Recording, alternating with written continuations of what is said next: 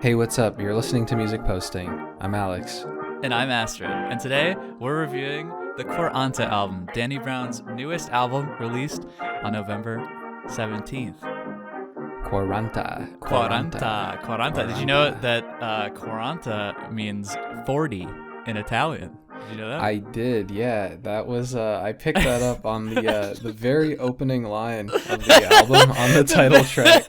The very opening Quaranta. line, Quaranta. But technically he's 42, but Quaranta Due wouldn't have sounded as good for an No, album yeah. title. I think Quaranta he definitely chose well. It was nice and short and sweet and kind of to the point. Well, this is our first episode, and to be quite frank, ocean with everyone, from a logistical analytics perspective, starting a music review podcast around the holidays is maybe not the smartest business decision. Yeah, we goofed up for sure. We messed up, guys. We need to make an apology. Yeah, we didn't realize no one releases any cool music in this. I mean, that's not always true, but. It's the times are slow. Everyone's drinking eggnog, listening to Christmas tunes. Yeah, everyone is huddled around a fire with their loved ones, or kissing each other under the mistletoe. Not just under the mistletoe, or in general. Yeah. I mean, you don't always need mistletoe. Sometimes it can be like other flowers, I guess.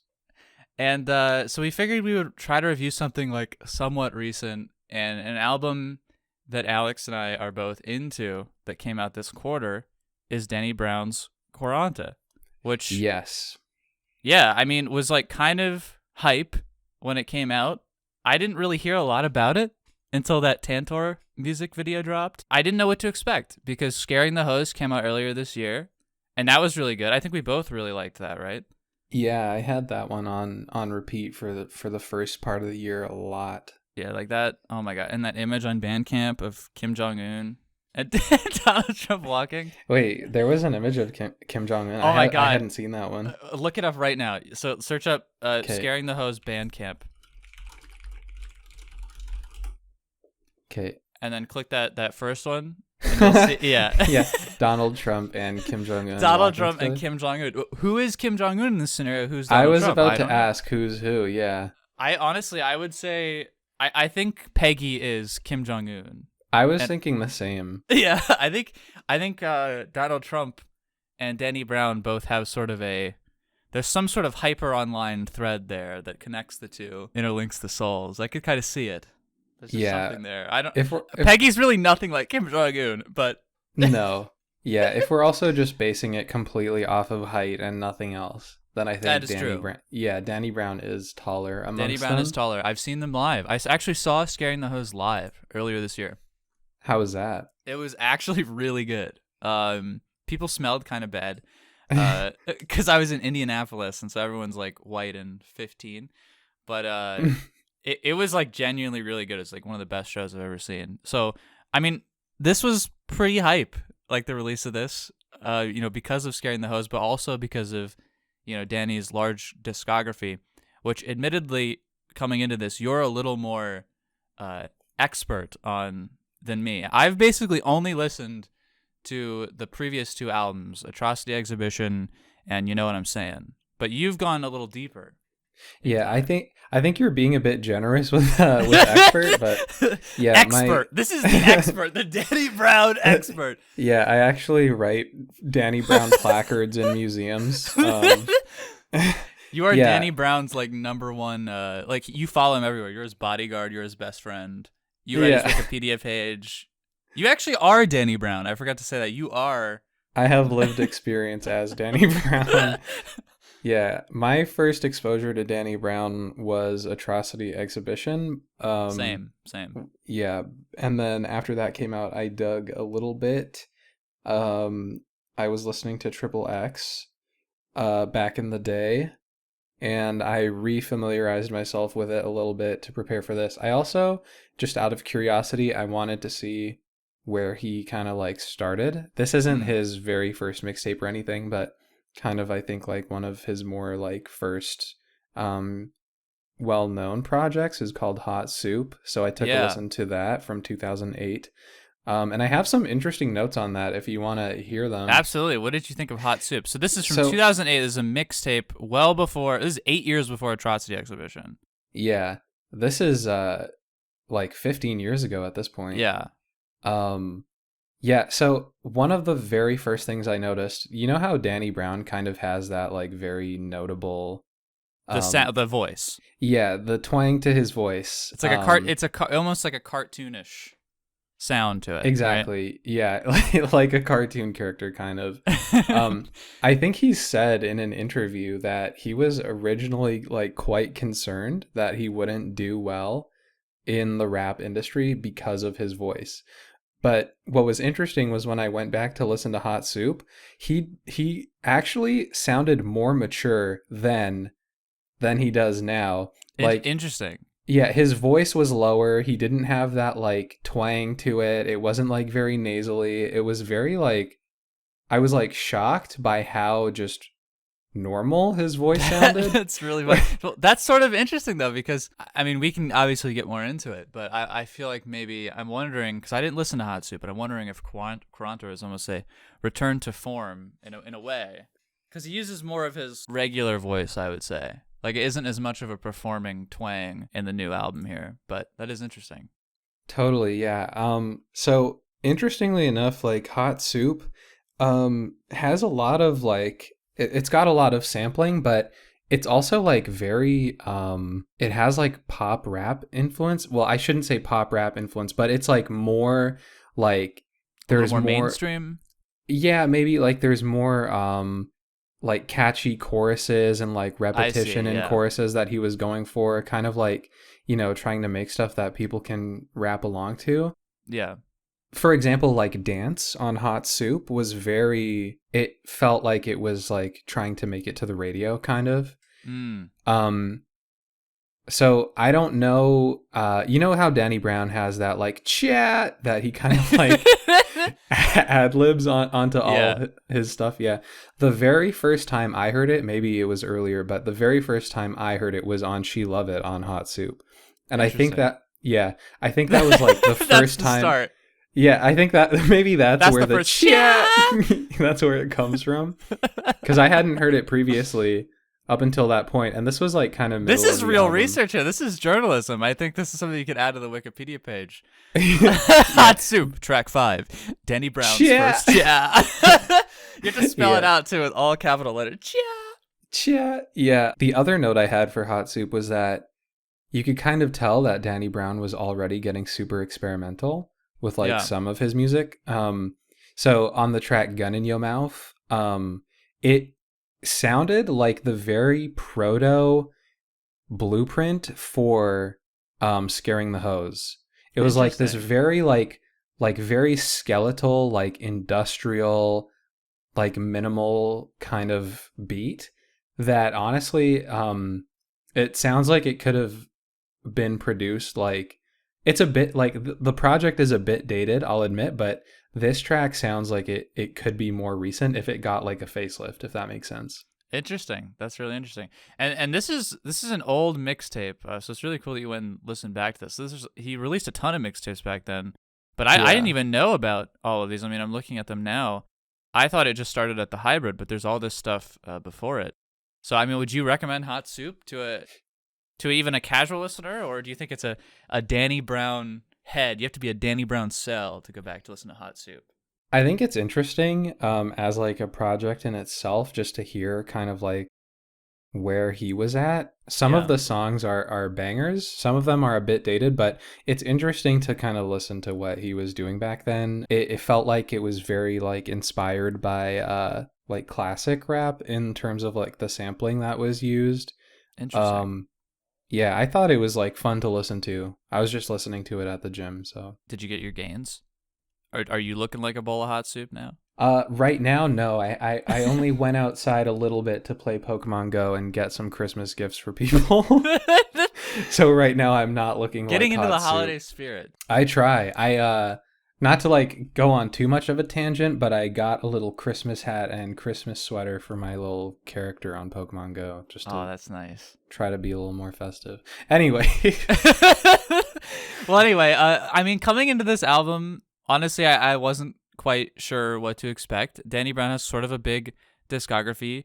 You know, Atrocity Exhibition was definitely, you know, is my favorite thing I think that he's ever done. I mean, Scaring the Hose is really good, but Atrocity Exhibition is just crazy. I mean, and that was like a really good year, 2016, for like experimental hip hop. Like I totally. think like Bottomless Pit came out, The Salmon of Doubt came out that year. So like there's a lot of good competition. I think Atrocity Exhibition is the best one, you know? Like that's a good album. Yeah, no, 100%. The first time I listened to it, the Kendrick feature on it, that song, Really Dough, Yeah. that song kind of like opened my eyes a little bit to like what people could do. And going into this album, it, you know, like you didn't know if it was going to be, I mean, the way I look at it is there's sort of some more mainstream sounding stuff, right? That's like trying to be pop. And then there's stuff that's a little more experimental. I think there's like always Yeah. a bit of a mix on each Danny Brown album that I've listened to.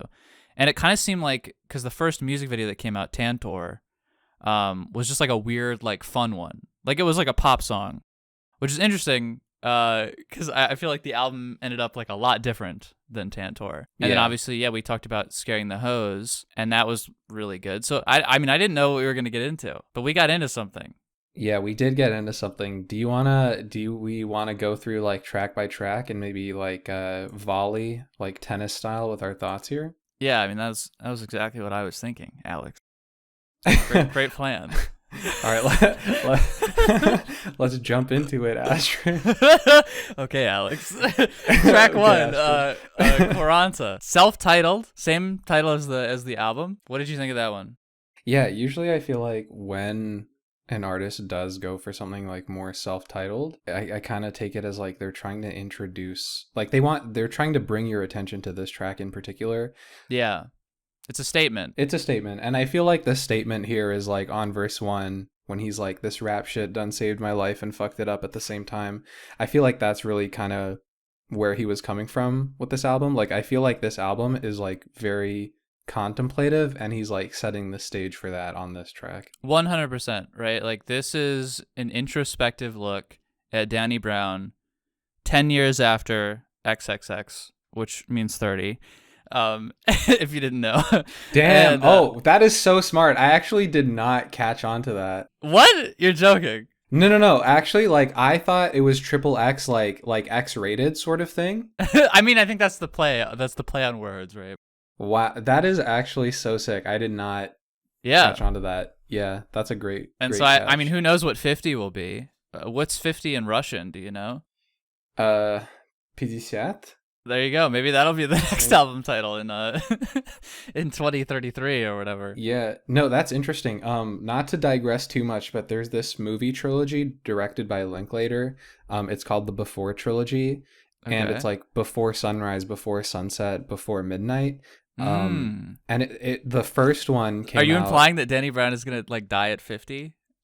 No. It's interesting that maybe Danny Brown is kind of like gonna check in every 10 years, Yeah. if that makes sense. So that movie trilogy, it follows like this couple every 9 years. So there's an interesting parallel there. I just wanted to talk about that trilogy. I love that trilogy. No, yeah, absolutely. I think any Yeah. tangent is welcome. Yeah, on music posting. On the Music Posting Podcast. Thank you, Yeah. Alex. Thanks, Astrid. I think this album has a little bit of Italian influence. Is that strange to say? Like I know that, or this song, I mean, because the album is in Italian. That's the Quaranta. Yeah. This track opens up like I'm eating a pizza pie. Would you agree? Yeah, I feel like I actually do. I feel like a lot of the percussion throughout this album was very like inspired by that sort of area. If that I don't know if that's right to say, but Hey, I'm like 25% Italian. We can say it. okay, Screw sick. 'em. Yeah. No, well, cuz I felt like the percussion was very like I don't know how to describe it. Like it was very it just had that vibe. It felt like it Yeah, felt like the streets of Italy, you know, on a it happy felt day. European. It did. It felt It felt European. European. It Yeah. felt vaguely European. It's the most American thing we could ever say. This track, vaguely European. Vaguely European. Yeah. But yeah, I think this does open up a sort of introspective look back. It's been 10 years since Danny sort of checked up. Yeah. And Danny is very introspective. I mean, on this track, but also, I mean, a lot of tracks that we're going to get into. He's got like a very like kind of like deadpan, like flat, somber almost voice, which it like really reflects the album cover. Like I feel like the album cover is very much like, this is me, Danny Brown. I am the subject on this album cover. Here is like just me.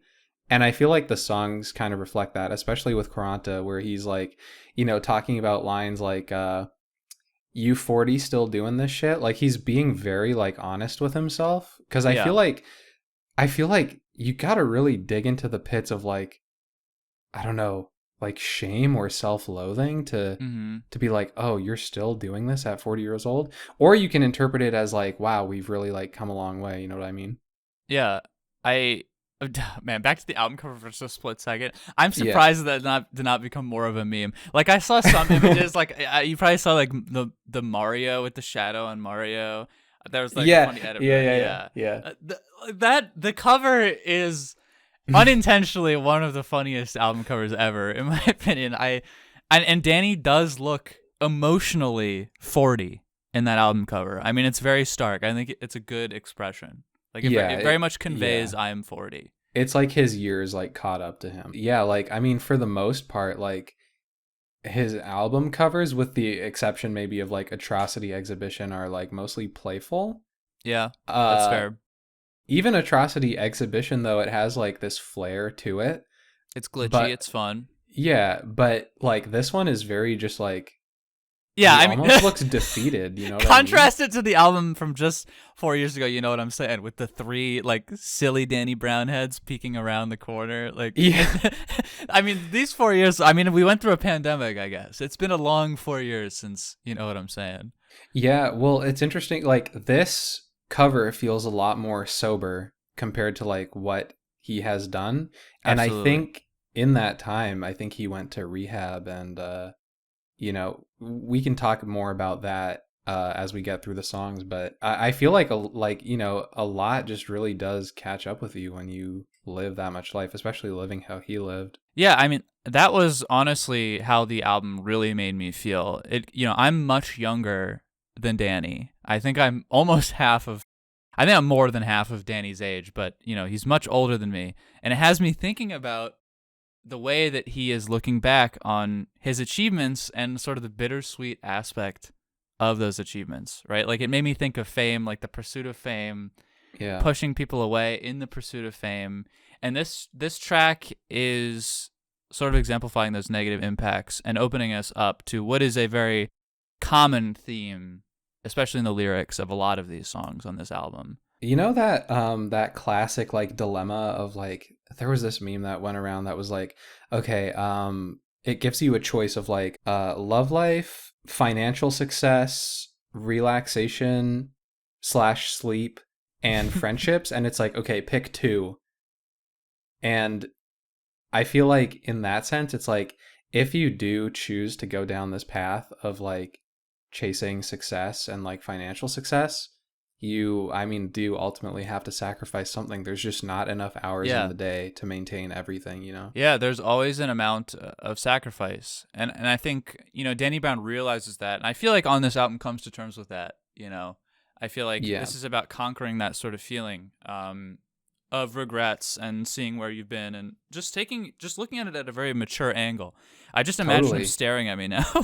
He's on the album cover. He's just staring me down while I'm talking. Totally. Yeah. Well, because I mean, also like the album name and this song name, Quaranta, like, I mean, around 40 years old is the time you start reflecting on a lot of this stuff. Like just things that you didn't think about much when you were like 25 or 26, just like, you would have just not given it like a second thought at that age. And that kind of is what this album feels like, is he's like, oh, like, what are all these things I've done to get to where I am now? Yeah, and it sets up the album for what is mostly a very like somber tone. Which Totally. like I think the first song I heard off of this album was technically Tantor, which is the next track, Yeah. and this song was much different. I also thought one thing that was really interesting about this song was how he weaves his like online life into it. Yeah, Like so he there's like the sample of like the dial-up internet in the start, and then like later on you have like these very, very like classic internet memes with like the guy going like no. yeah. Tantor is full of just Yeah. very terminally online sound effects. There's Michael Scott going like, "Oh God, no!" Like Darth Yeah. Vader going, Yeah. "No." There's like an Yeah. anime sound effect, "Wow!" Like in the Yeah, I beginning. did notice that one too. Like the classic, I think you can just find it on YouTube too as like a sound effect, just like Yeah, wow. and it's riddled with samples like a Zoomer would cringe at for being like too boomer, but somehow like it works. Like Danny makes it work. I don't know how. Maybe we just have such high respect for Danny. I feel like if I heard anyone like sampling like meme stuff like that, I'd be like, oh, that's cringe. But for some reason, Danny made it cool. Yeah. The way I kind of view it is he's kind of like paying homage to like his people on the internet, if that makes sense. Like he is Yeah, very much like an internety person, and I feel like 100%. people on the internet love Danny Brown for that.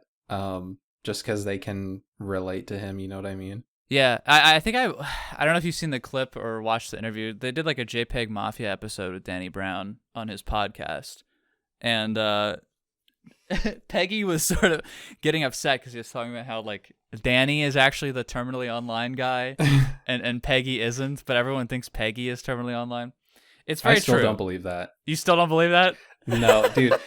Peggy is so active on Twitter. He will just like he will beef with like random internet people and block random internet people. I don't believe that. I feel like that's a different level of being online, though. I feel like Peggy is like maybe on social media, but Danny Brown is like online. You know what I mean?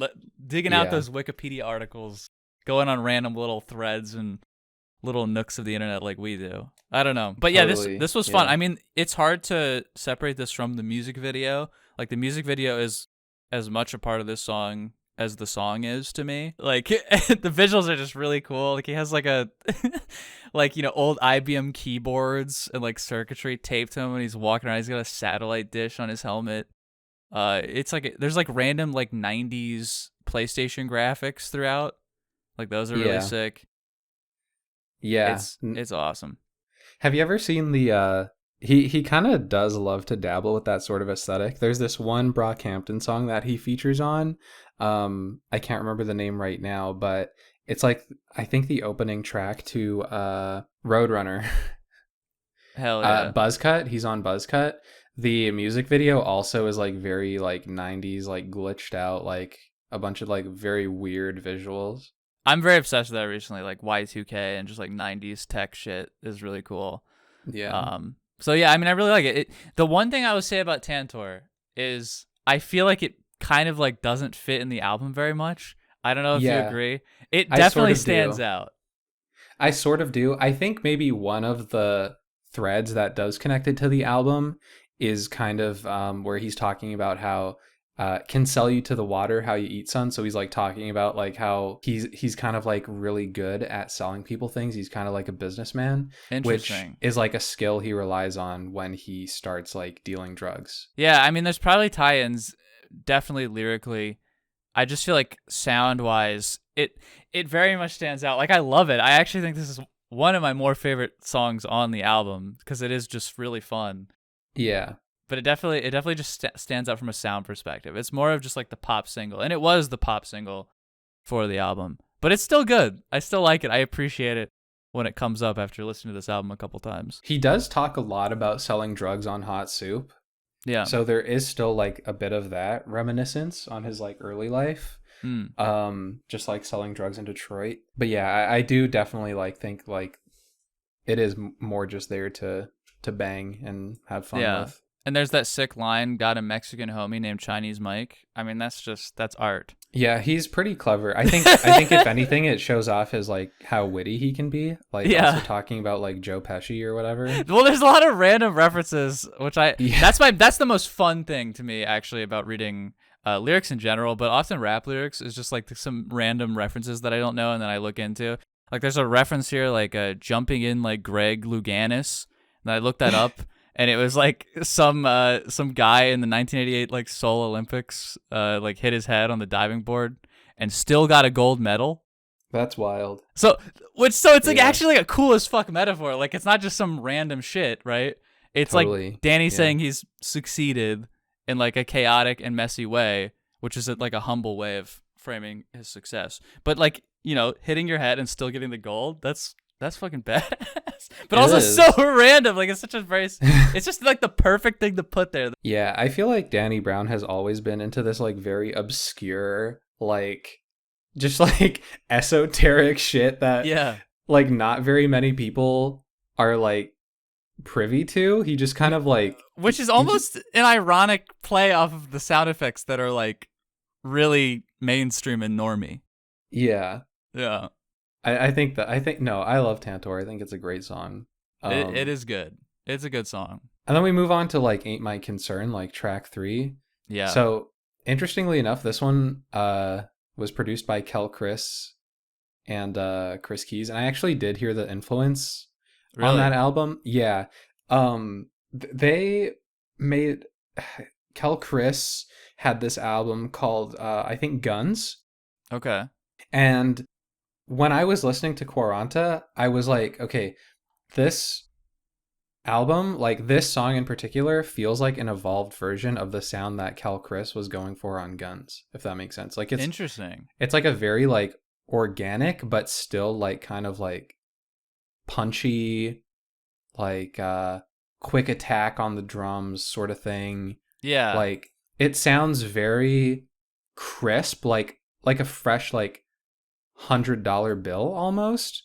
I could see But that. it still has this layer of like organic like It definitely still has that layer cuz for me like it felt like this track felt almost like industrial in itself. Like it sounded like it was in like a washing machine. Like it's dark and grimy, but it's also very like you said it's yeah, crisp.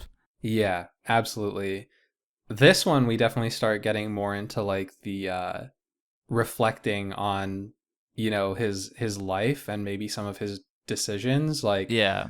like even with the hook and the chorus, like a moth in a flame, when you burn you learn. Yeah.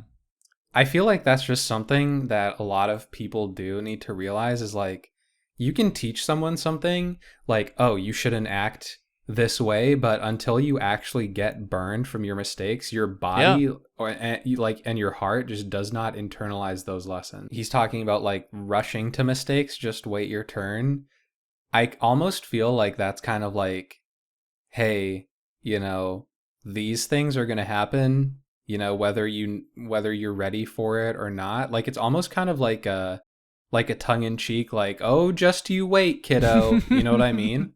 Yeah, I like a song like this too because it's not very braggadocious, you know. It's just very introspective, and not a lot of people would be willing to be so introspective and self-critical, you know. Like especially in rap music in general. Totally. I just think it's very cool. Like there's a lot of lines here about like selling your soul. Like Danny even says they sell their booty hole. That's a Yeah. great line. It is like totally different to see like 10 years ago on Triple X he was doing the whole like braggadocious Right. type rap thing. Um, and then it's almost interesting, like as his career progresses, you can see the like downward spiral he's on because of like the drugs he gets involved with. Mm. Yeah, I mean, so, like some of the lyrics here are very like very sad and like honest. Like my aunt died, was on Yeah, my tour, eye was couldn't just gonna shed no mention that one. tears. Yeah, Yeah, and like it shows that he's sacrificed a lot to get to where he is, you know? And it's natural like you're going to have those regrets. I think here is like the first time on this album where he really does open up about his drug habits. You know, and also just like talking about just how involved with drugs he was. Like this little pink pill tasting like it got sugar in it. Like you want to eat things that are sweet, right? You know, especially if you've got a sweet tooth or Done so done much so coke. much coke. It's like Yeah. a gram on my booger. I laugh at Yeah. booger. It almost feels like he's learned that in the pursuit of his success, he kind of like, yeah, he lost a bit of himself, you know? Yeah, and that's what happens, right? Like it made me think a lot about the balancing act myself, like as a musician or as an artist or in any career, right? Like there's a balancing act you have to do to get to where you need to be. And it's just interesting to hear someone reflect on it who's older than me, right? Uh, Yeah, it got me thinking a lot, like, right? Like I need to maybe take a step back sometimes, not reach for that totally. as hard. Yeah, I feel like this was almost like a cautionary thing. You know, he's talking about like back in the day, they sold their soul for rock and roll. And like on Triple X, he references how he's gonna die like a rock star, like this lavish life, Yeah.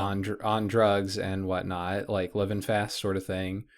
And it's like here now that he's got more experience, he's like, "Hey everyone, actually like Don't do that. don't do this. We were we were like selling our souls Yeah. and almost like I don't know, losing ourselves, you A know, little bit. like not even being able to cry when your aunt passes away because you're on tour and like just kind of like powering through it. I don't know. It's like it's very like soul crushing when you start to think about. Yeah.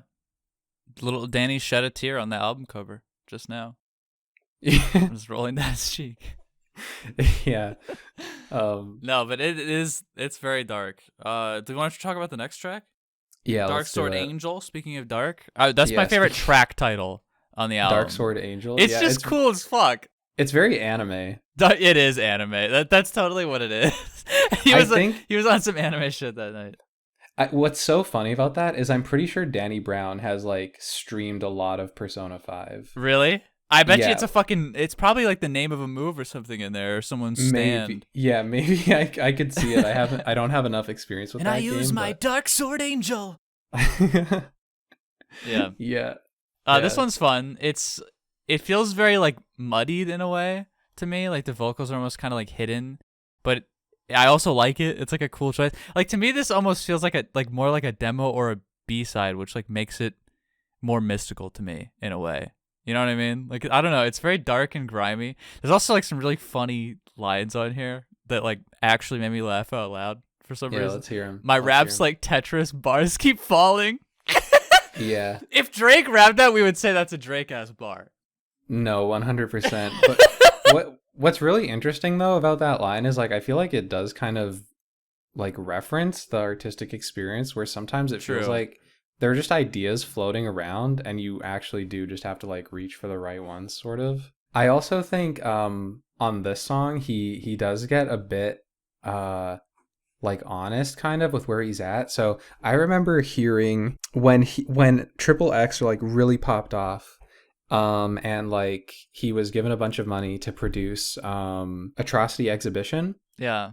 He poured like everything he had into that album, like rather than just like pocket the money. Like I mean he got I a did hear Kendrick that. feature. Yeah, so I don't know if it's still true, but he was like paying off his debt for that album for the Wow. longest time. And I think That's it's fucking interesting. awesome, by the way. That is It really is, cool. yeah. No, it is really cool, but I think he's also like being super real about it on Yeah. this song. Like, long as I got the rent, you can't tell me shit. You ain't Well, got okay, it. Put, that line is funny for another reason, but keep going. you know, the Hannibal Buress Yeah, thing. the Hannibal Buress line is Yeah, awesome. Based yeah, rentoid Danny Brown with the Hannibal Buress landlord diss. yeah. Well, because I feel like his reality is like he's not living lavishly like all these other rappers. Like he very much is like trying to make ends meet and like paying the bills. And he talks about this on other songs on the album too, where he's like, you know, talking about like, you know, how he could end up like on the street if he doesn't make rent and stuff. Yeah. So I feel like even though he's having fun, he's still like being very like realistic about his like situation where he's 40, you know what I mean? Yeah. Yeah, this is just like, hey, me. I mean, honestly, this is like a badass track to me. Like, I mean, there's even like a line where he just says, I'm totally fucking awesome. You know, Yeah. like, which makes me wish that the vocals were like a little louder and more pronounced as well. Because I do feel like, I wish it just was even like harder, but it is a very badass track. I really like this one. Yeah, me too. I think the instrumental is pretty fun as well. Yeah. I actually really love this next song that comes on. YBP? Yeah, I think that stands for Young, Black, and Poor. Yeah. Yeah, I feel like this track was kind of like a throwback. It felt very like classic. You know what I mean? Yeah, it does. Well, I think also like Bruiser Wolf adds a lot to that, I think, too. But there's like brass in there, and there's like samples, and it's like ooh, you know, it's like just it's fun. It's No, fun. yeah, for sure, it is fun. And I love the Bruiser Wolf connection. Because Bruiser Wolf, I looked into him a little bit. He also is from Detroit. Yes. Yeah, and this song is filled with references to Detroit. If you've looked at Bruiser Wolf's bars on here. Straight up being like, we was young, black, and poor, being raised in Detroit. Yeah. Well, With, like, the hook. there's this part where Bruiser Wolf name drops like a bunch of different people, like Rodney Pete, Malice Green, Coleman Young, Dennis Archer. I looked at like a lot of these people. Malice Green was killed by police violence. Coleman Young, Dennis Archer, Kilpatrick are all former mayors of Detroit. And Rodney Pete was the quarterback for the Lions from 1989 to 1993, and he was really bad, but the Lions are always bad, so that's okay. Totally, yeah. I wish I knew more about football. No, yeah, we don't have to have a tangent about football, but Okay, yeah. No, I feel like there are a lot of there's another reference here to Detroit with like Focus Hope. mm, The it's like a non-profit based in Detroit, and it's about like giving out food boxes to like they give out monthly food boxes. hell yeah. Yeah, I think this sort of opens us up to another general theme on the album, which is I think a social commentary on Detroit itself. There's a lot of music on here, or lyrics on here about Detroit and other songs as well. But there's also just some like really there's silly lines too. Pissy mattress in the alley doing backflips. How do you feel about that one? Yeah, I mean I love that one. that's a great line. It's funny, like on Hot Soup, he also talks about Detroit a lot. Yeah. There's a lot of like, I don't know, like I feel like the hook here is very, like I was listening to it while I was walking. It's very much like it puts a pep in your step, kind of. Oh yeah, it's fun. This one is fun.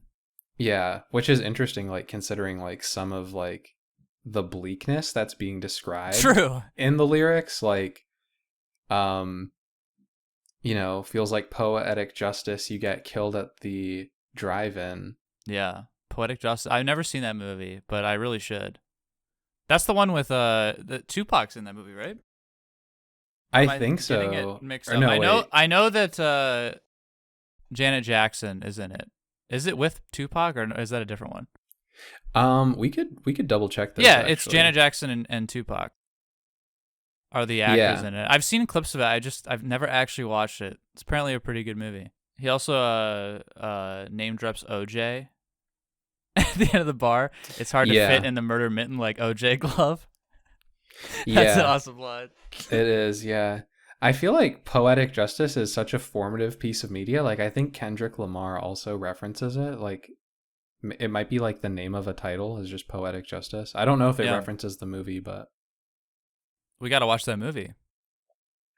Yeah, maybe we do. Maybe we do. I'm going to sit down and watch Poetic Justice. Well, that's YBP. And then we move into Jen's Terrific Vacation. Do you know what the heck that means? Jen's Terrific. I actually didn't look into this. Do you know what is it? It's just a weird title for a song. The way I took it is kind of like the way I took it, I might be totally off base with that, is it's like, what if we had just like, I don't know, like a white woman like going into a gentrified area and being like, oh, everything's so cute here, like Oh there's a my cute like God. millennial bar, I'm feeling like You're so right. happy. This is And then it's actually just like you're down the actually right, I street think. there's like people just like suffering and uh like suffering from this gentrification. Meanwhile, Jen over here is like, I oh kind my of gosh, new condo or whatever. I kind of even think Jen is the gentrification here. Like Jen is the representation of the Oh, gentrification. well, hold on. Jen's terrific kind of sounds like Jen Oh terrific shit! vacation. Oh wait, Jen's terrific vacation. It sounds like gentrification. What? I think we just cracked it. Did you know that already? No, I didn't. This is my. That's I think crazy. we just actually just cracked this. We're either really stupid or really smart. I can't tell Yeah. you. I think we're really stupid. Yeah, I wonder if this is like a very obvious thing that people I think have that just, shows like, how fucking white we are just now. Yeah. No, but yeah, I mean this is obviously this track is a social commentary about gentrification, Yeah. having to move a lot, being in the cities myself. Like this is very true. Like there's just fucking it's Starbucks and Whole Foods, and like the lines in here are so just real. On the corner, built a Starbucks. Right there used to be a crack house. Now it's an organic garden, which is really funny because I feel like someone stupid might look at that and say like, oh sick, like no more crack, we got a free garden. Yeah. But the underlying problem here is that the cities are pushing people out, you know. Yeah, the cities are pushing people out. Like poor people have nowhere to go. Um, like especially because like there's a reference to like a Whole Foods. Yep, white Like folks popping out of the blue. Yeah. They done tore that down and made that to a Whole Foods. Yeah, and it's like if the only grocery store in your neighborhood is going to be a Whole Foods, it's like poor people can't even afford to shop there. It's like a very notoriously expensive place to buy groceries. Yeah, I mean it's a depressing subject, you know, like the upheaval of lives, homes, communities. Yeah, or even like now it's rental scooters where we used to sling yay. So like it just like it's like this very like I don't know what the word is. This very like almost sarcastic take on like you can almost imagine like people dealing cocaine on like the corner of a street, and then now it's just like yuppies in business suits like on like a Lime scooter, A just Lime like scooter. yeah, just like going down the street from their six-figure That is tech job okay. to, That is the like, hardest new album cover idea. Is like a man that looks like he's in like a business suit from like the 1960s, like just pure yeah, capitalist New Yorker, and he's yeah, riding on a Lime scooter, like going like 30 miles per hour on the freeway. That'd be the yeah. sickest image. Maybe a tangent, but they're starting to ban those in places. Like I think in Europe, in some places, those things are banned. Yeah. And I saw a bunch of like nurses on TikTok being like, "Yeah, stop. These are death traps. Like, stop riding them." I mean, didn't that YouTuber, the bald guy, didn't he like crash on one of those recently? They're safe or they're unsafe. They're unsafe if you're on the sidewalk because, like, first of all, how much of America has a sidewalk? Second of all, there's pedestrians on the sidewalk. Dude, sidewalks are horrible for like no one bikes or like does anything on sidewalks in America because it's so bumpy. Like they're not taken care of. Yeah. You get on a sidewalk with a Lime scooter, you're gonna blast off like Team Rocket. 100%. I think a lot of the other like lines in the verses are so funny. Like I used to he's talking about like how prostitutes used to just like be out and about on the street, and he would like look out for them, and now it's just like white girls drinking White Claw. Yeah. Which is like another like classic hallmark of like gentrification. I feel like is just people drinking White Claw. Yeah. Yeah, this one is the lyricism is really good. I mean, obviously the social commentary is good. Yeah, I mean, also he's being like very real about it too. Like he's talking about, it's interesting. He's saying like talking about 3Gs for a 2-bedroom. Like I mean, that's actually just the reality. Yeah, in most major cities, it's getting. I mean, I would say in a lot of them, it's more than that. Yeah. The music video is good. We didn't even talk about the music video. I didn't see the music video for this one, but That is fair. It's very like it's very surreal and creepy in typical Danny Brown fashion, or at least for a lot of his music videos. But it's pretty fun. Yeah. Do you want to talk about Down With It? Let's do it. I'm down with it. I feel like on this song, he's being like more introspective again. Yeah, like should have listened to my homie when he told me slow down. Caught up in the moment. Head was stuck in the clouds. He's being very clever with the lyrics here, but I think one of the saddest things, and it's reflected in his voice and in the instrumental too, is the chorus, which is I had a woman down with me, but to me she was down to get me, helped me out in this shit. Now I'm realizing that I love her. Yeah.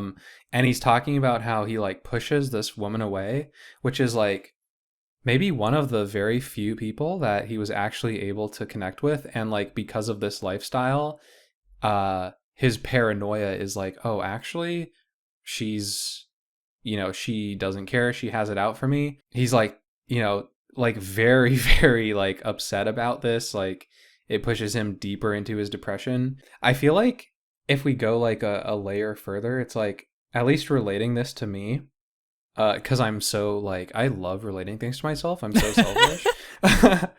I used to think, when I was even a year ago, I used to think like, you can make a connection with anyone, you can be down with anyone. It doesn't matter who you're talking to. Like, you guys can find some common ground. You can like really like hit it off with anyone. If you really try, you can like build a successful relationship with anyone. But I don't think that's true anymore. And the older I get, the more I'm realizing, like, actually, the more I become set in my ways and the more I become less about pleasing other people and just trying to live for myself, the more I realize that there's actually like a finite amount of connections out there.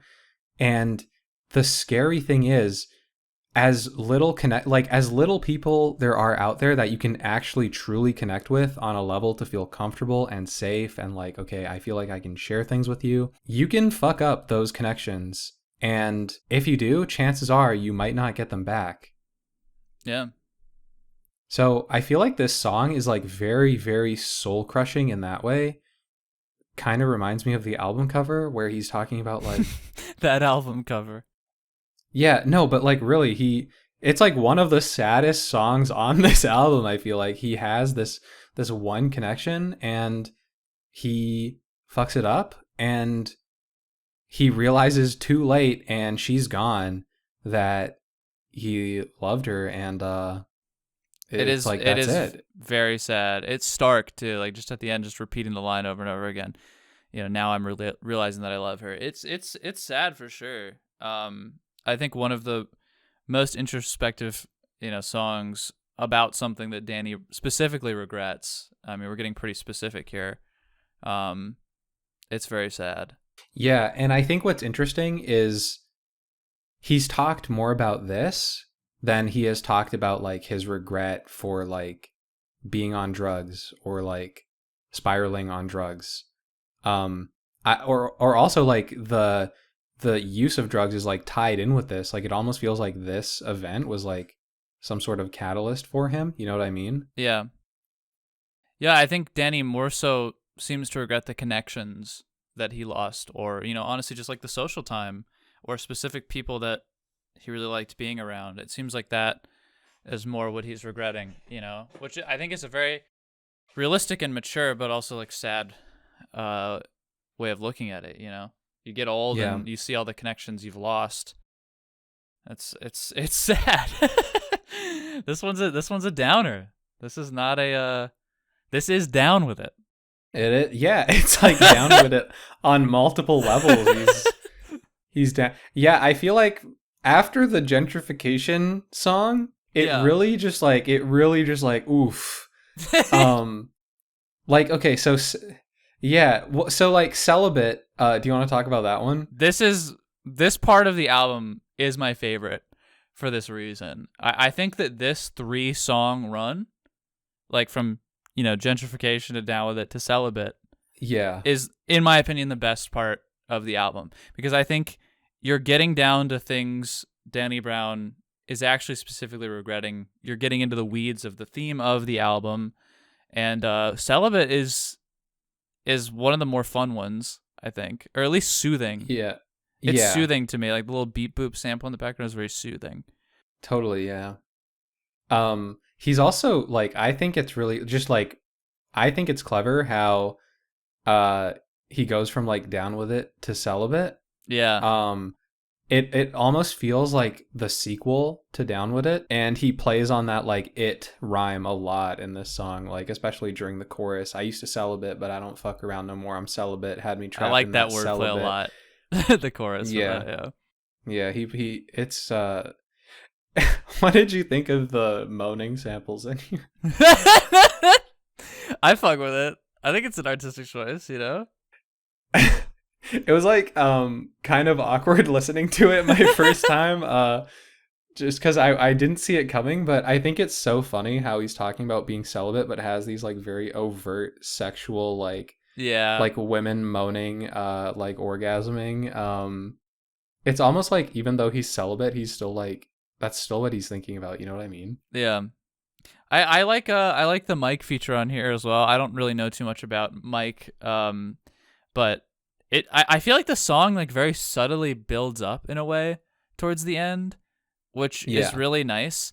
Like the bass like I think it was around like towards like the 3-minute mark or something. The bass kind of like kicks in a little bit more, and it just kind of like it. I don't know. Maybe this was just how I was feeling when I was listening to it, but it felt like the vocals even kind of got like crunchier towards the end. Like it just has like the song progresses in a very nice way where it actually kind of changes, but it's very subtle. I don't know if I was reading just too much into the sounds there, but I was just really digging this one. Like honestly, like this. Me too. I don't know if it's my favorite track, but it's up there. I really like this one a lot. Yeah, I was also really impressed with Mike's verse. Yeah. Like again, a lot of the it rhyme, like you use the stellar shit. It's a difference from the truth and how they're telling it. Bit is etiquette, delicate messages, emptyist, him, thick, gelatin. It's really good. Yeah, like he just goes on and on like with these rhymes, even like internally, like with internal rhymes, like I got a better grip, my people's delicate. I don't know. I was just very impressed by this verse. I feel like the rapping on this song is like it's beautiful. Yeah, honestly, beautiful is a great way to describe it. This is the most beautiful song on the album, in my opinion. This might be our first disagreement. Yeah.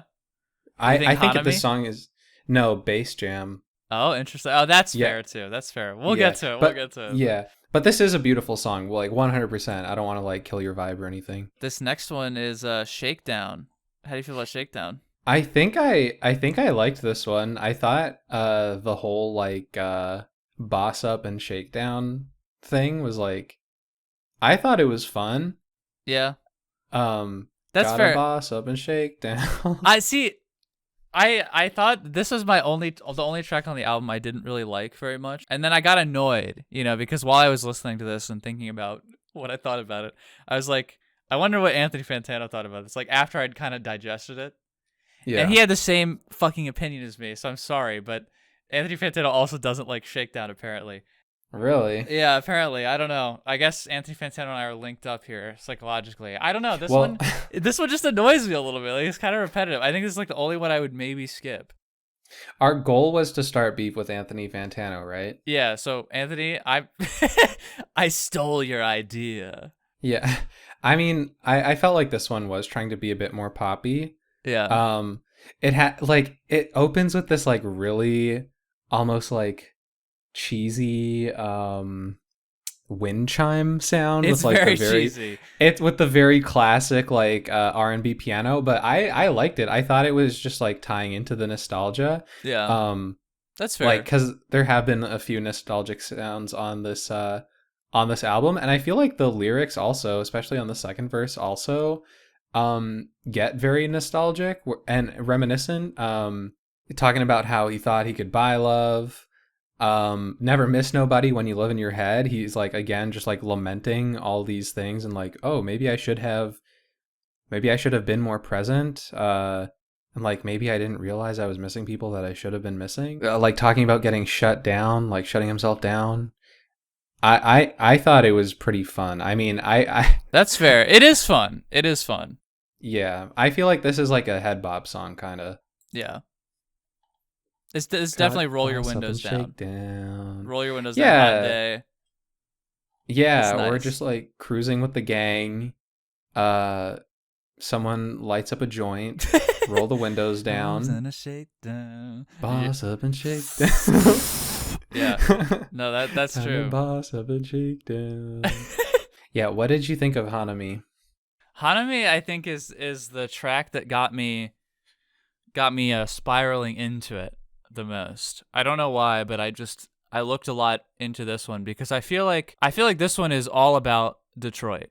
I don't know if you get that as well, but it got me very interested in Danny Brown's history in Detroit and just the history of Detroit in general. It exemplifies that narrative best of Detroit. Like I really like the reference to Claremont Avenue in Detroit, Michigan, which I didn't know Mm. anything about going into it, but I was like, what does that mean, you know? And then I'm like Googling about Claremont Avenue, and it's like a famous street from like the US Civil Rights Movement. Like I guess in 1967 there was like multiple days where people fought against the police, you know, and 43 people dead, thousands of destroyed buildings, and it's sort of like a precursor to the overall decay of Detroit, which is just very sad because like Detroit was like so beautiful, you know, and had like very strong unions, and then you had just profiteers that just like basically took people from these union jobs, uh, paid for them to go elsewhere in right to work states. Danny Brown is like living in the aftermath of that, right? Like growing up in the 80s Yeah. in Detroit, into the 90s. Like this is far after Detroit's decline. I looked this up, and Detroit's population was 2 million in 1950, and it's Yeah. 632,000 now. Oh, wow. Like That is nuts. it went from being like an automobile manufacturing capital, like great unions, like Chrysler was unionized, Ford was unionized like in the 40s, early 40s. Yeah. And now it's just dead, you know? Yeah. Well, I remember hearing like a sample on Hot Soup where it was like this radio announcer guy talking about how Detroit was going to be like the next jewel of the Midwest. Like it was going to be the city Yeah. in the Midwest. I mean, it was automobile capital of the world, maybe. I mean, like it was just where automobiles were made. I mean, they just pushed people out. There was a ton of gentrification. People were separated. People were pushed out into suburbs on the outskirts Yeah. of Detroit. People moved across states to right to work states, like I mentioned. Like it's sad, and so I like a lot of the commentary on here about Detroit. I know it was just like a random reference Yeah. in one sentence, but it just got me interested, like looking up Detroit, and I think that's cool. And like a song gets you to look into things. I want to read more Absolutely. about Detroit's history, you know, because of this Yeah. track. Do you almost feel like he's comparing the decline of Detroit to like his decline with Yeah, age? and I think that that's like a very important narrative perspective of this album that maybe not a lot of people are looking at. Very obvious point about this album is that it's about, you know, Danny Brown getting old. I think the decline of Detroit is almost an analogy for some of the decline of Danny Brown. You know what I mean? Yeah, I almost feel like he connects a lot of like I feel like Detroit is maybe a symbol for Danny Brown's life, if that Yeah. makes sense. And it's the decay of a city that he also grew up in, you know? So it's Yeah. intertwined. It's Yeah, in interesting. which he didn't have like a fair start or anything. He was born into a city that was already on the decline. Yeah. And that kind of like pushed him to go in a certain direction with his life in terms of like selling drugs and drug use. I feel like that sort of like I don't know, like maybe he draws a lot of like inspiration almost from just Detroit as like a symbol. Yeah. And the use of the song title Hanami, like flower viewing, is what that means in Japanese. Like just viewing like the sakura trees. It's sort of just like a somber vibe. Like there's something sort of like nostalgic and melancholy Yeah. about it. Just looking back at where you've been, Detroit, and comparing that to Yeah. Hanami. I like it. It's just tranquil realizations. Yeah, no, absolutely. Like even like a lot of this album does have like a certain like aspect of like, even on Celibate he's talking about like, oh, I used to go here and look for prostitutes or whatever. Like it almost does feel like a bunch of snapshots of like, oh, this is where I did that thing. This is where I did that thing. Like, yeah, no, this song is great. I think like your kind of analysis of it is like pretty awesome. I didn't even like catch on to that. I kind of took this song as like a very like middle life crisis type of song. Yeah, I mean it definitely is as well. I was just very much into sort of like the Detroit references, I suppose. Yeah. I think he's also being very real with his audience. Like if you don't rap, you don't eat, and that's the way it go. Can't have writer's block, might be out on the block, didn't sign up for this. It's like I'm punching the clock. He's just being very real about like, yeah, actually like I have to do this or I will end up on the street of like this gentrified city. Yeah. But I think it's cool that he's still like acknowledging that he feels blessed with everything he's been given and like everything he has gotten to experience. Absolutely. And into the final track, Bass Bass Jam. Jam. I think this one might be my favorite on the Really? album.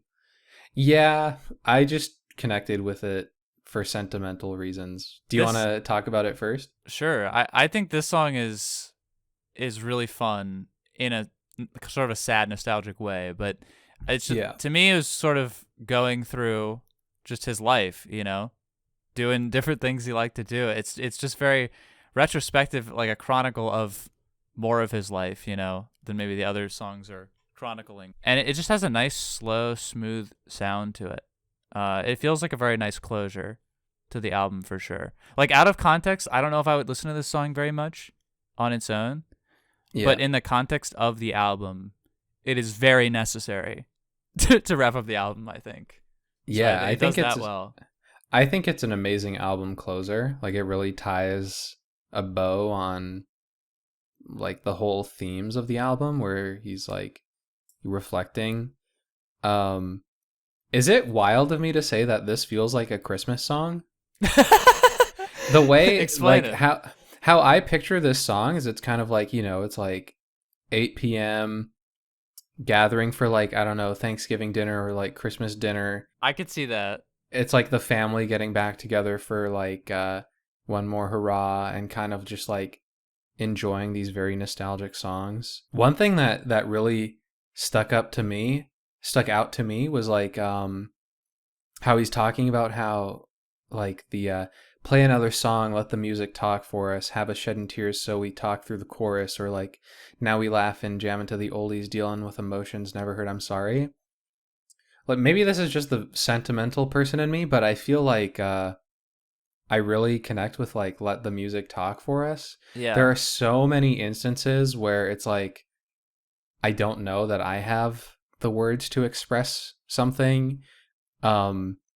And maybe this ties into like why I feel like music is just so beautiful. It's like I don't have the words to express it, but let's say there's something I want to say to someone and they're listening to a song and it's like secretly I'm like hoping and praying that like they're listening to the lyrics as though like I'm telling it to them. Do you ever get that? Is that just me? Is that weird? I get that sometimes for sure. I like this pre-chorus a lot though. I like how like when that pre-chorus starts, the background sound just kind of goes away and it's just kind of Danny talking, and then it goes into the background music. I feel like that's a very nice like dynamic use of music, as well as like a play on the actual lyrics in this chorus, which are like let the music talk for us, but ironically it's like him talking, not the music, and then the music talks. Yeah. No, absolutely. It is very nice. And I think he sounds great on it. The instrumental sounds great. It's just very smooth and like it feels like an old like musty smelling, in a good way, blanket that just like brings you back, like almost like a blanket at your grandparents' house that just It's smells good old. vibes like that. But it's like weird. It's like bittersweet vibes. Yeah, dusty. It's Yeah, dusty. It's like a nice dusty book, like a good book, but it's dusty.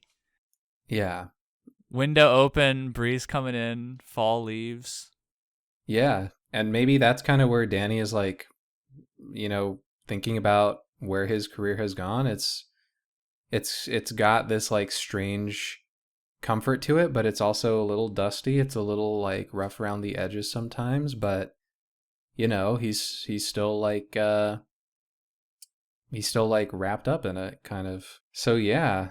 I mean, I don't know if I have anything more to add on it. Do you have any final thoughts on this Danny Brown project, Quaranta? Yeah, I mean, I think the introspection is very mature here. Like it's not exactly boundary pushing in its sound, maybe in the same way that some of Danny's other stuff is. Like Atrocity Exhibition is so boundary pushing, but this is more like boundary pushing from like a narrative perspective in the rap genre, in my opinion. I think like the lyrics are just very mature. It's a very cool perspective to be writing from, I think, at Danny's age of 42. And Yeah. I respect that look. I respect this look. I respect the checkup, It's like Danny Brown came into my house, told me how he was doing, and I got a little checkup, and he's walking away, And Yeah. can't wait to see what he does next. No, definitely, especially in like an industry that is so like dominated by like the youth and like appealing to young people and stuff. And it feels like this is very much like, he's just keeping it real with us. Just this is just a guy who's 42, kind of. He's just a guy. He's just a guy. He's just a guy. What would you give it out of 5 stars if you had to give it a rating?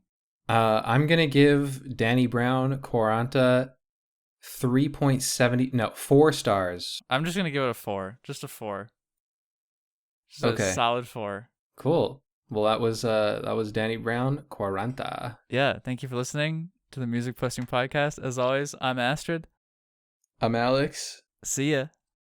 Later, skater.